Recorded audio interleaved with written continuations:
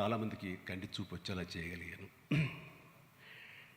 ఈరోజు ఉదయం 2:30-3 గంటలకి మా అత్తగారు ఇక లేరు అన్న వార్త వచ్చిన తర్వాత అరవింద్ గారేమో బెంగళూరు వెళ్ళారు. నేను ఒక్కడిని ముందు వెళ్ళినవాడిని. నేను అక్కడికి వెళ్ళిన తర్వాత ఆవిడ నో మోర్. ఆ సమయంలో గోపి గారు మనం అనుకున్న ఈ ఆర్గాన్ డొనేషన్ గురించి నాకు గుర్తుకొచ్చింది.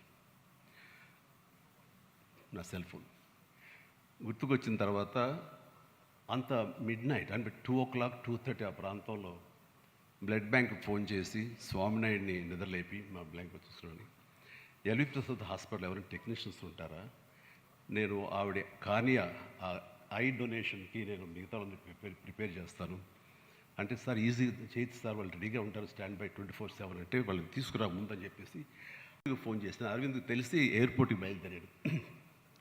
అరవింద్లో ఇవ్వాలనుకుంటున్నాను.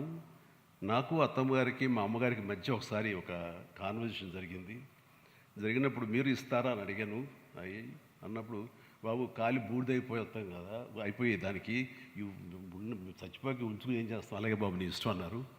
ఎక్కడ ప్లెడ్జ్ ఫామ్స్ మీద సంతకాలు పెట్టలేదు, కానీ ఆ మాట నాకు ప్లెడ్జ్ లాగా అనిపించింది. ఏం చేయమంటావు అరవింద్ అడిగితే ప్లీజ్ గో హెడ్ అన్నారు. సో ఎర్లీ మార్నింగ్ అది తీసి నేను హాస్పిటల్కి వెంటనే పంపించాను. దానికి సాక్ష్యమే ఇది.